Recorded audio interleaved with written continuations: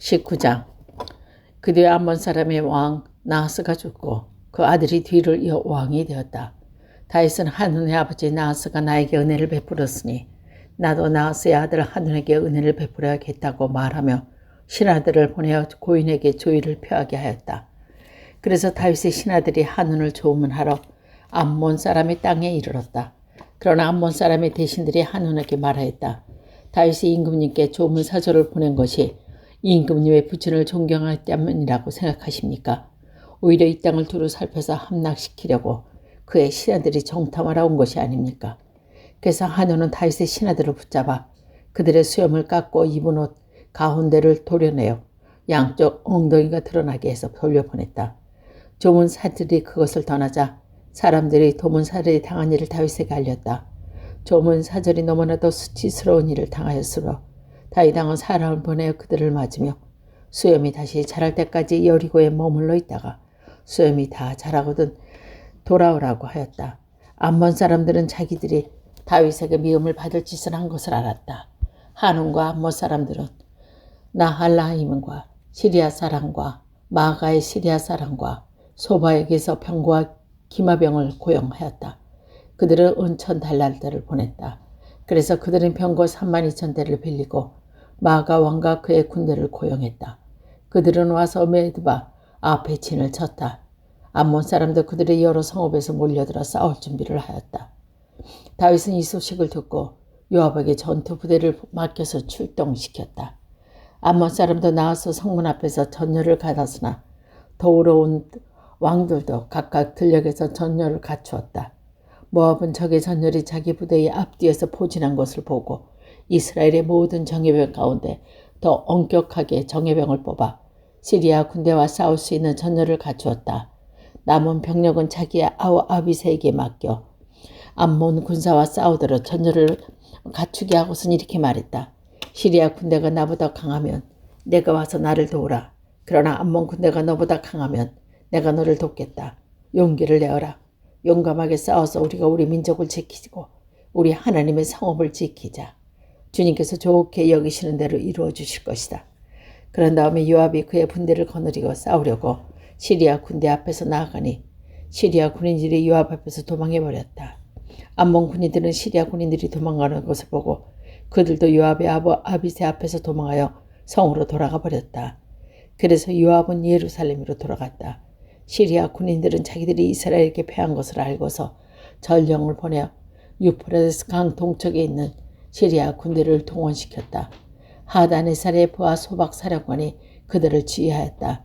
다윗이 이 소식을 듣고 온 이스라엘 군대를 모아 거느리고 요단강을 건너서 그들이 있는 곳에 이르되 그를 향하여 전열을 갖추었다. 다윗의 시리아 사람에게 맞서 진을 치니 그들이 다윗과 맞붙어 싸웠으나 시리아는 이스라엘 앞에서 도망치고 말았다. 다윗은 시리아 번거를 모은 7,000명과 보병 4,000명을 죽이고 소박 사령관도 쳐서 죽였다. 하다네셀의 부하들이 자기들이 이스라엘에게 패한 것을 알고서 다윗과 화해한 뒤에 그를 섬겼다. 그대로 시리아가 다시는 암몬 사람을 도우려 하지 않았기 때문이다. 20장. 그 다음에 봄이 왕들이 수천할 때가 되자 요압이 병력을 이끌고 나가서 암몬 사람의 땅을 무찌르고 더 가서 라빠에 포위하였다. 그러나 다윗은 예루살렘에 머물러 있었다. 요압이 라빠를 쳐서 함락시키고 다윗이 암몬 왕의 머리에서 금관을 벗어왔는데 달아보니 그 무게가 금 1달란트가 나갔고 금관은 보석이 박혀있다사. 다윗은 그 금관을 가져다가 자기가 썼다. 다윗은 그 도성에서 아주 많은 전리품을 약탈하였으나 그 도성에 사는 백성도 끌어다가 톱질과 골갱이질과 도둑질을 시켰다. 다윗은 암몬 사람의 모든 성읍을 이같이 한 뒤에 모든 군인을 거느리고 예루살렘으로 돌아왔다.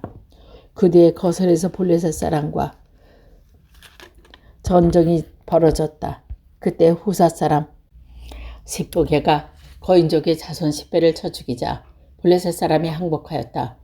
또 블레셋 사람과 전쟁이 벌어졌다. 아일의 아들 에나나니 가드 사람 골리앗이 아우 라흐미를 죽였는데 라흐미의 창자루는 배틀 앞다리 같이 굵었다. 또 가드에서 전쟁이 벌어졌을 때에 거인이 하나 나타났는데 그는 손가락 발가락이 6개씩 모두 24것이었다. 이 사람도 고인족의 자손 가운데 하나이다. 이는 이스라엘을 조롱함으로 다윗 형 시므아의 아들 요나단이 그를 쳐 죽였다. 이들은 모두 가드에서 태어난 고인족의 자손인데 다윗과 그 보라들에게 모두 죽었다. 21장. 사탄이 이스라엘을 치려고 일어나서 다윗을 부추겨 이스라엘 인구를 조사하게 하였다. 그래서 다윗은 요압과 군사령관들에게 지시했다. 어서 보엘세베부터 단에 이르기까지 이스라엘의 인구를 조사하여 그들의 수를 나에게 알려주시오. 그러자 요압이 말했다. 주님께서 그의 백성을 지금보다 100배나 더 불어나게 하여 주시길 원합니다. 높으신 임금님, 백성 모두가 다 임금님의 종이 아닙니까? 근데 어찌하여 임금님께서 이런 일을 명하십니까? 어찌하여 임금님께서는 이스라엘을 벌받게 하시라고 하십니까? 그러나 요압은 더 이상 왕을 설득시킬 수 없었으므로 몰려와서 온 이스라엘을 두루 돌아다닌 다음에 예루살렘으로 돌아왔다. 요압이 다윗에게 백성의 수를 보고하였다. 칼을 빼서 다룰 수 있는 사람이 온 이스라엘에게는 110만 있고 유다에는 47만이었다. 그러나 요압은 왕의 명령을 못마땅히 여겨 레위와 베냐민은 그 조사에 포함시키지 않았다. 하나님께서 이를 악하게 보시고 이스라엘을 치셨다. 그래서 다윗이 하나님께 자백했다. 내가 이런 일을 하여 큰 죄를 지었습니다. 그러나 이제 이 종의 죄를 용서해 주시길 빕니다. 참으로 내가 너무나도 어리석은 일을 하였습니다. 주님께서 다윗의 선교자 가드에게 말씀하셨다. 너는 다윗에게 가서 전하해라. 나 주가 말한다. 내가 너에게 새의 가지를 제안했으니 너는 그대 가운데 하나를 택하라. 그러면 내가 너에게 그대로 처리하겠다. 가시 다윗에게 말했다. 주님께서 말씀하십니다. 너를 선택하여 3년 동안 기근이 들게 할 것인지 원수의 칼을 피하여 3달 동안 쫓겨다닐 것인지 아니면 주님의 칼, 곧 전염병을 4흘 동안 이 땅에 퍼지게 할 것이며 주님의 천사가 이스라엘 온 지역을 멸하게 할 것인지 선택하라. 이제 임금님께서는 나를 임금님께 보내어 진분에게 내가 무엇이라 복원하면 좋을지 결정하여 주십시오. 그러자 다윗이 가드에게 대답했다. 괴롭게 그지없습니다. 그래도 주님은 자비가 많은 분이시니 차라리 내가 나의 손에 벌을 받겠습니다. 사람의 손에 벌을 받고 싶지 않습니다. 이리하여 주님께서 이스라엘의 전염병을 내리시고 이스라엘 사람이 7만 명이나 쓰러졌다. 하나님께서는 예루살렘을 멸망시키려고 천사를 보냈다. 그러나 주님께서는 천사가 예루살렘 멸망시키는 것을 보고서 재앙을 친 것을 뉘우치고 사정없이 죽이고 있는 그 천사가 그만하면 됐다. 이제 너의 손을 거두어라고 명령하였다. 이때 주님의 천사는 여부스사랑 오르난의 타작마당 곁에 서 있었는데 다윗이 눈을 들어보니 주님의 천사가 하늘과 땅 사이에 서서 칼을 빼어 들고 예루살렘을 겨누르고 있었다. 그래서 다윗은 장로들과 함께 굵은 베옷을 입고 얼굴을 땅에 대고 엎드려 그때 다윗이 하나님께 아뢰다. 이 백성의 인구를 조사하도록 시킨 사람은 바로 내가 아닙니까? 바로 내가 죄를 짓고 이 엄청난 악을 저지른 사람입니다. 백성은 양떼일 뿐입니다. 그대가 무슨 잘못이 있습니까? 주 나의 하나님 나와 내 집안을 지시고 제발 주님의 백성에게는 전염병을 거두어 주십시오. 주님의 천사가 갓을 지켜 다윗에게 이르기를 여부스 사람은 오르난의 타작마당으로 올라가서 주님의 제단을 쌓아야 한다 하였다. 다윗은 같이 주님의 이름으로 명령했으니 명령에 따라서 그것으로 올라갔다. 그때 오르난의 밀은 타작하고 있었다. 오르난은 뒤를 돌아가다 천사를 보고 그의 네 아들과 함께 숨었다. 그러나 다윗이 오르난에게 다가가서 오르난이 바라보고 있는데 다윗인 것을 알아보고 타작마당에서 나가 얼굴을 대고 다윗에게 절하였다. 다윗이 오르난에게 말하였다. 이 타작마당은 나에게 파시오. 충분한 값을 지불하겠소. 내가 주님의 제단을 여기서 쌓으려 하여 그러면 전염병이 백성에게 그칠 것이오. 오르난이 다윗에게 말했다. 임금님 그냥 가십시오. 높으신 임금님께 좋게 여기시는 대로 하십시오.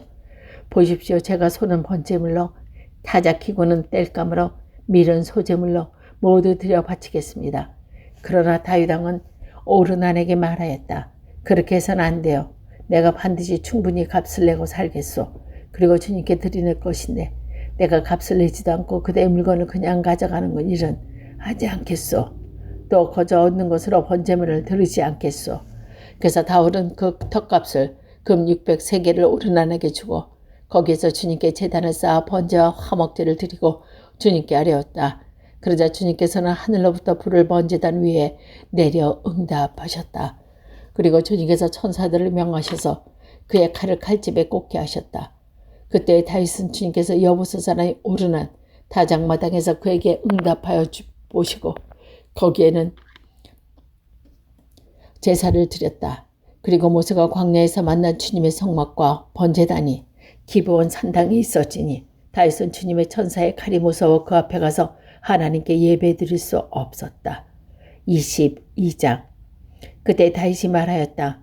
바로 이것이 주 하나님의 성전이요 이것이 이스라엘 번제단이다. 다윗은 이스라엘 땅에 있는 외국인을 불러 모으고 석수들을 시켜서 하나님의 성전을 지을 네모난 돌을 다듬었도록 명령하였다. 그는 또 대문의 문짝에 쓸 목과 석쇠를 만들 철을 무게를 달 없음까지 준비하고 노새도 무게를 달 수 없을 만큼 준비하고 또 백향목을 셀 수 없을 만큼 준비하였다. 이 백향목은 시도 사람과 두루 사람이 다윗에게 운반하여 온 것이다. 다윗은 이제 혼자말로 하였다. 나의 아들 솔로몬이 어리고 연약한데 주님을 위하여 건축할 성전을 아주 웅장하여 이 화려한 명성을 온 세상에 뻘치고 하니 내가 선척 건축 준비를 해두어야 하였다. 그래서 그는 죽기 전에 준비를 많이 하였다. 그런 다음에 다윗이 그의 아들 솔로몬을 불러서 주 이스라엘의 하나님을 모실 성전을 지으라고 부탁하였다. 다윗의 아들 솔로몬에게 말하였다. 하늘아, 나는 주 나의 하나님의 이름을 위하여 성전을 지으려고 하였다. 그러자 주님께서 나에게 말씀하셨다. 너는 많은 피를 흘려가지고 내 이름을 위하여 성전을 건축할 수 없다. 너는 내 앞에서 많은 피를 땅에 흘렸기 때문이다. 보아라, 내가 한 아들이 태어날 것인데 그는 평안을 누리는 사람이 될 것이요 내가 사방에 있는 그의 모든 죄로부터 평안을 누리도록 해주겠다. 이름으로 그의 이름을 솔로몬이라고 지어라. 그가 사는 날 동안 내가 이스라엘 평화와 안정을 줄 것이다. 그래 내 이름을 위하여 성전을 건축할 것이다. 그는 내 아들이 되고 나는 그의 아버지가 되며 이스라엘을 다스리는 그 왕위가 여전히 흔들리지 않고 불을 태세 배부리게 해줄 것이다. 내 아들아, 이제 주님께 너와 함께해서 주님께서 나를 두고 너의 말씀하신 대로 주 너의 하나님의 성전을 무사히 건축하기를 바란다.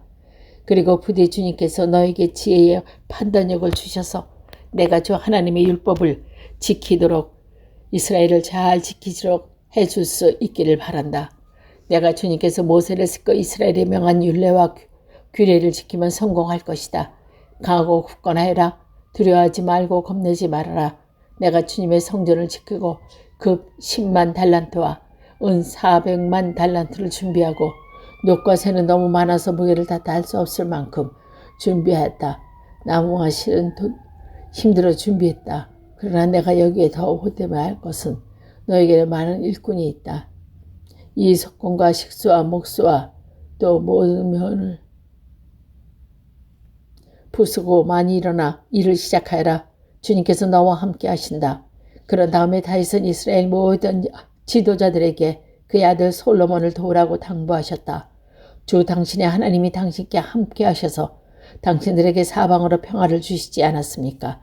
그리고 이 땅 주민들은 나에게 넘겨주시오. 이 땅 사람들이 주님과 그의 백성 앞에 굴복시키셨다. 이제 당신의 마음과 정성을 다하여 주 당신의 하나님을 찾고 일어나서 주 하나님의 성전을 건축하십시오.